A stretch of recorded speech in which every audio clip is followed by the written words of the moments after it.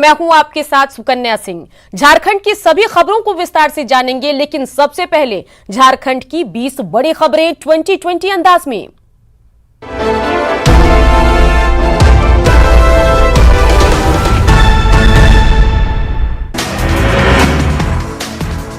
खूंटी में रनिया थाना क्षेत्र के एक जनरल स्टोर में लगी आग में लाखों का सामान जलकर राख हो गया। इस आग की चपेट में बगल का शराब दुकान भी आ गया, जिससे लाखों के नुकसान की आशंका जताई जा रही है। आग लगने से बाजार में अफरा तफरी का माहौल देखा गया।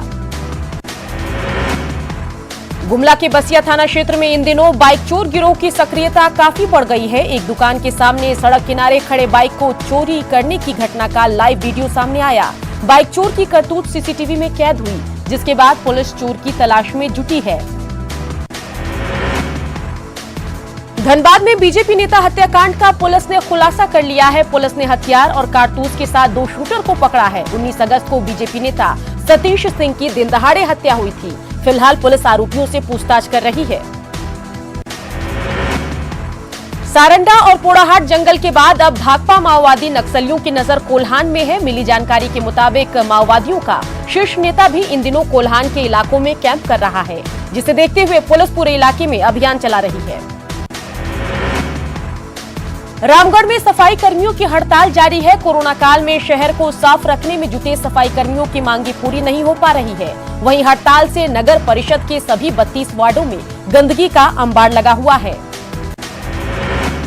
जामताड़ा में कल 14 कोरोना पॉजिटिव केस मिले, वहीं 5 मरीजों ने कोरोना को मात दी। इसी के साथ जिले में 511 लोगों ने अब तक कोरोना को हरा दिया है। इसी के साथ पॉजिटिव मरीजों की संख्या 586 तक पहुंच चुकी है, जिसमें 75 एक्टिव केस हैं, जिनका कोविड अस्पताल में इलाज चल रहा है।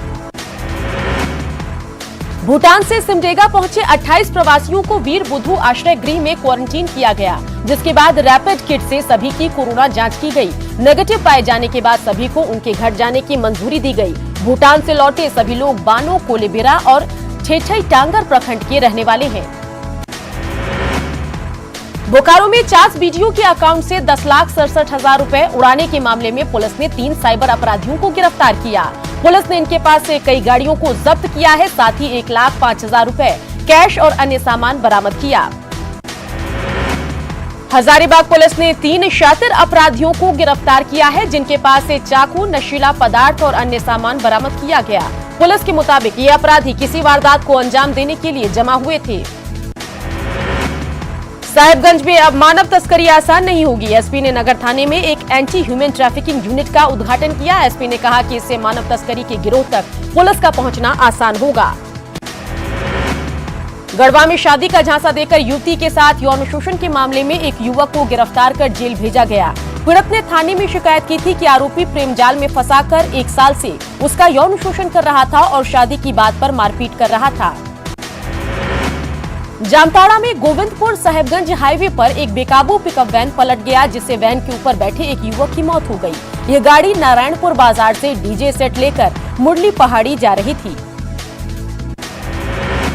जामताड़ा के नारायणपुर में वज्रपात से एक महिला बुरी तरह झुलस गई। सीएचसी में प्रारंभिक इलाज के बाद उसे गंभीर स्थिति में सदर अस्पताल भेजा गया।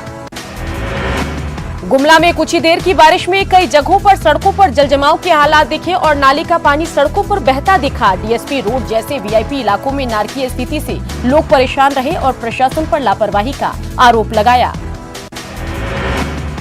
साहिबगंज में फेरी सेवा बंद है और बिहार के मनिहारी और साहिबगंज के बीच एलसीटी जहाजों का परिचालन होता है, लेकिन अभी बड़ी जहाजों का परिचालन बंद है, जिससे लोग छोटी नावों पर सवारी को मजबूर हैं। ऐसे में हादसे की आशंका बरकरार है। पलामू के हुसैनाबाद प्रखंड के बराव गांव के ग्रामीण बिजली विभाग की लापरवाही से परेशान हैं। गांव में पिछले कई महीने से ट्रांसफार्मर जला हुआ है, लेकिन अभी तक ट्रांसफार्मर नहीं बदला गया। ऐसे में अब ग्रामीण आंदोलन के मूड में नजर आ रहे हैं। आज सुबह से ही बिहार से पहुंचे कई नेता रांची में केलो बंगले का चक्कर, जी हां, केली बंगले का चक्कर लगा रहे हैं। मधुबनी, गया, रोहतास और पटना से कई नेता रांची के रिम्स पहुंचे हैं। हालांकि इनमें से कई नेता ऐसे हैं जो पिछले 3-4 दिनों से लालू प्रसाद से मिलने की कोशिश में केली बंगले की इर्द गिर्द मड़मड़ा रहे हैं। सरायकेला के दुगनी पुलिस केंद्र सभागार में शहीद पुलिस पदाधिकारी और कर्मचारियों के कौशल विकास को लेकर कार्यक्रम आयोजित किया गया, जिसमें कौशल विकास को लेकर चल रही योजनाओं की जानकारी दी गई। इससे लाभ उठाकर आगे बढ़ने की सलाह भी दी गई।